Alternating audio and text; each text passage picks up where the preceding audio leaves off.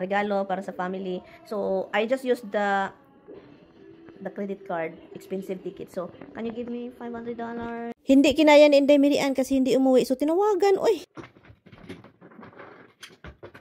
Ay, bago tayo magtingin-tingin sa ating mga luggage, no? Kasi excited na si Inday Mirian kasi malayo-layo pa, no? Pero grabe excited, eh.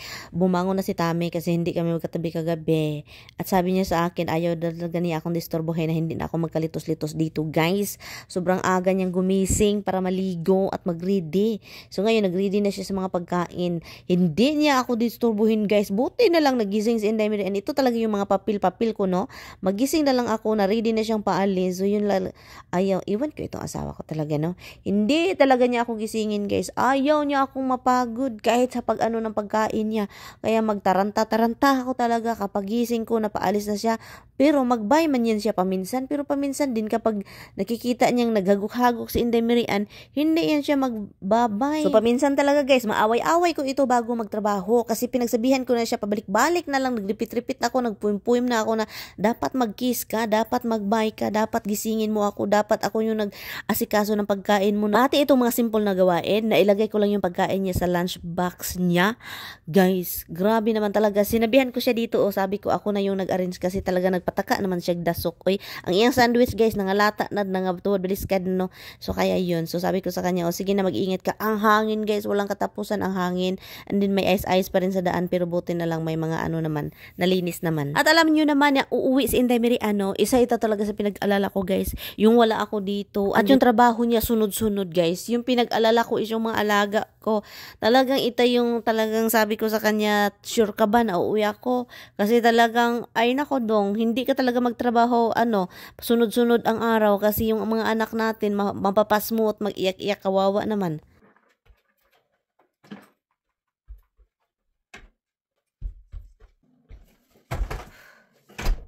So, tignan ko lang itong ating mga luggage, guys. So, itong ating luggage, tignan natin. Kasi parang may crack itong aking luggage ba. So, ito siya. May crack siya. So, kaya kailangan ko siyang tignan. Malayo pa man, guys. Malayo pa yung flight ko. Pero gusto ko nang tignan kung okay pa ba yan i-travel. Kasi matagal ko na yung luggage ba.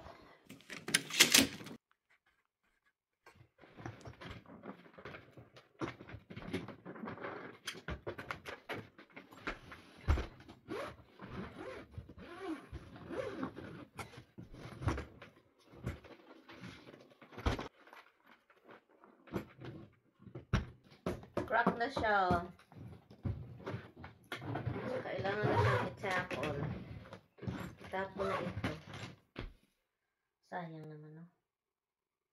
Hindi ko yan itapon. Lagyan ko ito ng mga importanteng gamit. Maliit siya, guys, no? Ito siya, malaki. So, kailangan kong bumili ng ganitong size kasi ang liit nito. Sobrang liit. Hindi ako sure kung ano to siya, kung pwede ba to siya sa domestic, guys. Kung comment down below kung pwede ba to sa domestic carry-on. So ipasok sa aeroplano, hindi siya i-check-in ba. So I don't know kung ganitong size okay ba or sobrang laki lang o kailangan ng maliit. I'm not sure. So comment down below, guys, kung meron kayong idea. Ay, itong asawa ko gusto kong lambingin. Adoy, kinilig man ata ito. Hinimas-himas man ako, guys. Para akong pusa. Ganyan siya maghimas sa pusa, guys. But anyway, so ito na lang yung ganap namin kapag gabi. Magchikahan na lang kami ni Dudong Tami. Wala nang pwedeng gawin, kundi magchika na lang. Honey? You're a good boy. You are a good boy. You're feeding your kids. Yeah, they kind of like food. So, ito siya ba? Inis na inis siya sa akin. Galit na galit. At yan, sobrang niyang galit, guys. Comment pa rin siya ng comment. At hindi ko na talaga mag-get. So, sana naman hindi babaliktad yung sabi niya na mapunta ako sa mental. No? Sana hindi din siya mapunta. Sana hindi siya mapunta sa mental kasi biniwish niya na parang dapat sa mental na daw ako. Nabuang-buang na daw ako. No? Katawa mo ko ni Muday. Sobra na din yung galit ba? Na parang wala naman akong ginawang masama dito. Nag-video lang naman ako dito, no? At kakain ng itlog kasi nga naburyo na ako sa karne. Naburyo ako sa karne, so kaya mag-itlog si Inday Mirian. So kaya may mga galit sa inyo, mag-itlog din kayo, guys. Para ma-relax yung ano ninyo, utak, no? At sana lang maging okay yung buhay niya. No? So, yun, itlog guys. Masarap ang itlog. Ito yung ating dinner. Diba? Sarap niyan, itlog. Itlog for dinner. Ito lang yung niluto ko kasi si Tami hindi po siya umuwi. Andun po siya sa trabaho. Mamayang alas 11 pa siya makalabas kasi. And alas 11, late na siya makauwi dito kasi ang drive is 2.5 hour plus traffic. And yun, balik na naman siya. So, walang time. So, kinabukasan mga Dino, ang ginawa ni Inday Mirian is naglalaba ako dito kasi kailangan ko maglaba. At bago tayo maglaba, kailangan natin tupiin yung mga nilalabhan natin yung sinaunang panahon. Kasi hindi talaga ako nagpitupi. Hindi ako mahilig magtupi, guys. Tupiin ko lang yan siya kapag meron na naman akong labahan ngayon, no? At wala si Mr. dito, so kaya si Inday Mirian tao nang maglaba kasi alam niyo naman itong asawa ko talaga kapag andito sa bahay, no? Mahilig maglaba. Si Inday, mag-upo-upo lang. Kaswerte talaga ni Inday Mirian. But anyway, so ngayon guys, wala siya guys. At yun, maligo tayo ngayon, kasi parang baho no si Inday Mirian. Ew! So ito na nga, no? Tumawag si Mr. kaninang umaga, sabi niya sa akin, Han, kagabi ba, sobrang ginaw. Grabe, ang kagabi talaga, sobrang ginaw guys, as in, sobrang ginaw. Usually kapag matulog si Tami sa sasakyan guys, mag-on man ang sasakyan noon, din patayan niya kapag mainit na. This time, hindi siya makapag-on. 3 minutes lang yung magpatakbo siya o magpa-on siya ng sasakyan guys. Kaso may pulis sa likuran, may pulis across the street, and din sa harapan din niya, may nakaparking na pulis. Sabi pa niya, hindi daw siya dinisturbo, hindi siya tinanong, pero sa tingin niya, inoobserbahan siya kasi bigyan ng ticket kapag magpaandar and then above 3 minutes yung andar niya. Kasi guys, illegal man yan guys. And then si Tami guys, sobrang ginaw kasi kahit magpaunang sasakyan, hindi niya maunang matagal at hindi daw gumagana yung init kapag 3 minutes lang kasi sobrang ginaw nga, no? Kawawa talaga ng asawa ko, parang nagdusa yun siya kagabi ba. Wala man din ako magawa guys kasi sinabihan ko siya, magpunta ka sa kapatid mo.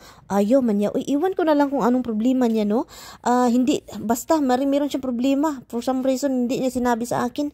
I think kape, pero kape lang yung problema niya. Iwan ko na lang si Batman. Pero matigas kasi itong ulo guys, kung anong gusto niyang gawin talagang hindi mo mapagsabihan. So nagdusa tuloy siya kagabi. How close I am? Supermarket. It's a supermarket. I don't know. Big, supposedly a high-end supermarket. I've only ever seen one of them. It's downtown. I never went there because it's just too expensive. But they opened up here. Prices aren't bad. Their hot food stuff is like $10 a pound. It's pretty cheap. $10 a pound. No, $10 a pound. Yeah, let me tell you, when you buy a chicken bites in Hannaford, that's $10 a pound too. What are you kidding? I'm going shopping. I'm gonna go to the Philippines because I need something like chocolate, what I want to give. You go to the Philippines to get chocolate?